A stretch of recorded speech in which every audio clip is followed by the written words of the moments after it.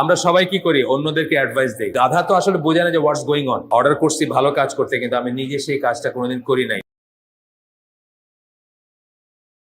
এটা আমার নিজের ব্যাপারে সবসময় খুব ভয় লাগে, এবং যত মানুষ দিন নিয়ে কথা বলে তাদের ব্যাপারে এটা একটা ভয়ের ব্যাপার। তাদের পানিশমেন্ট, তাদের শাস্তি, যারা এমন কিছুর ওকালতি করে যেটা তারা নিজেরা করে না।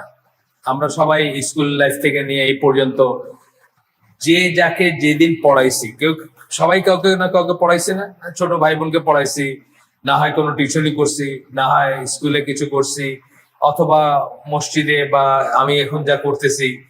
আমরা সবাই কি করি, অন্যদেরকে অ্যাডভাইস দেই এবং সৎ উপদেশ দেই, অথচ অনেক সময় আমরা সেটা নিজেরা করি না। তাদের শাস্তি নিয়ে এই চ্যাপ্টারটা এখানে বলতেছেন। ওসামা বিন জায়েদের কথা বলতেছেন, তার বর্ণনা থেকে আসতেছে, আই হার্ড আল্লাহর মেসেঞ্জার সাল্লাল্লাহু আলাইহি ওয়াসাল্লাম সেইং, আমি শুনছি রাসূল সাল্লাল্লাহু আলাইহি ওয়াসাল্লাম বলতে শুনছি, বলে হাদিসটাই করবেন। এই হাদিসটা হচ্ছে সহিহ বুখারীর হাদিস, সহিহ মুসলিমের হাদিস, দুইটাতেই আছে এই হাদিসটা। আমরা পড়বো ইনশাআল্লাহ। A man will be brought and put in hellfire, and his intestine and gut will come out, and then he will circumambulate, মানে তফ করবে বা ঘুরতে থাকবে, ইন হেল। একটা মানুষকে আনা হবে যাকে জাহান্নামে নিক্ষেপ করা হবে, যার নাড়ি ভুড়ি সব বের হয়ে আসছে, নাড়ি ভুড়ি দেখা যাবে বের হয়ে আসছে সব, এবং সে তফ করতে থাকবে। তফ মানে ঘুরতে থাকবে বোঝাইছেন আর কি। জাহান্নামের ভিতরে ঘুরতে থাকবে, লাইক এ ডনকি, গাধার মতো ঘুরতে থাকবে, মানে উদ্দেশ্যবিহীন ভাবে ঘুরতে থাকবে। অফ এ ফ্লাওয়ার গ্রাইন্ডিং মিল, মানে নিজে, মানে গাধা তো আসলে বোঝে না যে হোয়াটস গোয়িং অন। সে ঘুরে, কিন্তু সে তো বোঝে না, তার তো ওই বুদ্ধি নাই যে সে একটা কাজে লাগতেছে, কাজ করতেছে, এগুলো বোঝে না সে। মানে তার কাছে উদ্ভ্রান্ত মতো হয়ে সে ঘুরে, গাধা।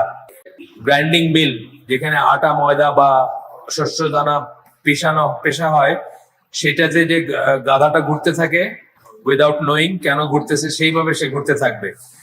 And the people of hell will gather around him and will say to him, জাহান্নামের মানুষরা তার চারিদিকে জড়ো হবে এবং তাকে বলবে, হে অমুক, নাম যাই নাম থাকুক তার, হে অমুক, ও সো এন্ড সো, ফুলান বলে আরবিতে। আরবি টেক্সটে নাই, আরবি টেক্সটে সাধারণত সো এন্ড সো দেখবেন ফুলান বলবে কথাটা, মানে নাম ছাড়া কাউকে যখন বলতেছে। Didn't you used to order us for good and forbid us from evil? তুমি কি আমাদেরকে সৎ কাজে আদেশ করতে না আর মন্দ কাজে নিষেধ করতে না? যেটা আমরা অনেকে করে থাকি, যেটা বললাম, আমরা স্কুলে করি, ছোট ভাই বোনদের করি, টিউশনি করলে করি, মসজিদে করি, বক্তৃতায় করি, ওয়াজে করি। তখন সেই লোকটা বলবে, I use to order you to do good, but I myself never use to do it. আমি তোমাদেরকে অর্ডার করছি ভালো কাজ করতে, কিন্তু আমি নিজে সেই কাজটা কোনোদিন করি নাই। And I used to forbid others from evil, আমি অন্যদেরকে খারাপ কাজ থেকে নিষেধ করতাম, অথচ আমি সেই খারাপ কাজগুলো নিজে করতাম। Myself used to do evil, সেই খারাপ কাজগুলো আমি নিজে করতাম। তাহলে বোঝা গেল এইটা কেন বলতেছেন উনি, কেন এটা আপনাদেরকে মনে করাইতেছেন। এই বইটা আমরা নাম কি বলছি, ডিস্টার্বার অফ দ্য হার্টস। যা শুনলে আপনার আরাম, আয়েশ, শান্তি, কমপ্লেসেন্সি, আত্মতৃপ্তি, যেটা নিয়ে আপনি তৃপ্ত আছেন। এখন আপনি ওয়াজ করেন, অনেক মানুষের হাততালি দেয়, শীতের রাইতে আপনার ওয়াজ শুনতে বসে থাকে মানুষে, অনেক টাকা পয়সাও দেয় আপনারে, হাত মিলানোর জন্য সব উদ্গ্রীব, কিন্তু আপনি তো জানেন আপনি ভিতরে কি। সুতরাং সেই জিনিসটা মনে করে দিতেছেন, অর্থাৎ এটা যদি আপনি চিন্তা করেন আপনার শান্তি থাকবে না, আপনি আর কমপ্লেসেন্ট হতে পারবেন না।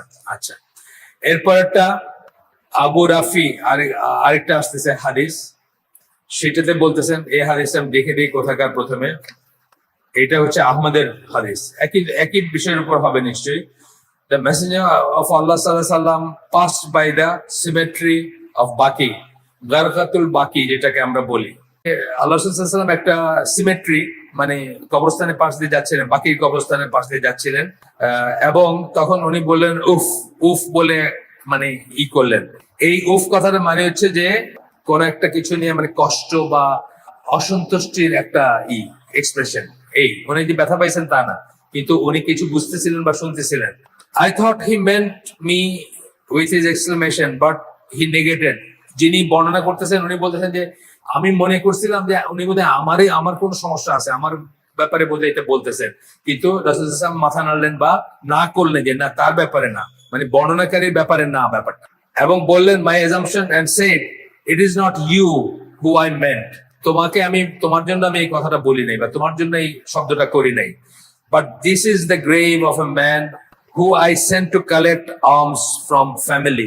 এই লোকটাকে, যার এই কবরটা যার, তাকে আমি জাকাত কালেক্ট করতে পাঠাইতাম, পরিবার সমূহে গিয়ে জাকাত কালেক্ট করতে পাঠাইতাম। But he kept a fruit from the arms, কিন্তু সে ওইখান থেকে জাকাতের ওইখান থেকে নিজের দিকে একটা ফল রেখে দিছিল। চিন্তা করেন, মানে ডিস্টার্বার অফ দ্য হার্টস। আমাদের যারা বাংলাদেশের কর্তৃত্বে যারা আছেন, ফার্স্ট হ্যান্ড গল্প শোনা আমার, কোন একজন বড় অফিসার তার ওয়াইফের বান্ধবী বাজার করতে যাবে, আজকে শপিং এ যাবে, পাজেরো গাড়ি উইথ পেট্রোল। পাজেরো গাড়িগুলো তো বড় বড় গুলা তো আমাদের গরিব মানুষের মতো গ্যাসে চলে না, অকটেনে চলে ওগুলো, বুঝছেন না? ওয়াইফের বান্ধবী বাজার করতে যাবে, সারাদিনের জন্য একটা গাড়ি, 3000-4000 সিসির একটা গাড়ি সারাদিনের জন্য অ্যালোটেড। একটা ফল রাখছিলেন, একটা, জাকাতের হিসেব থেকে, জাকাত মানে কি বাতুল মাল না, সরকারের জিনিস তো, একটা ফল রাখছিলেন, সেটার কথা বলতেছেন। Kept a fruit from the arms to himself, নিজের জন্য রেখে দিয়েছিল। And now he is given a fruit that is similar to what he wrongly took. এখন তাকে যে যে ফলটা সে অন্যায় বশত ভুল করে, সেই ফলের সমান একটা ফল এখন তাকে দেওয়া হচ্ছে, মানে সেটার জন্য, but made of fire instead, কিন্তু এটা আগুনের ফল।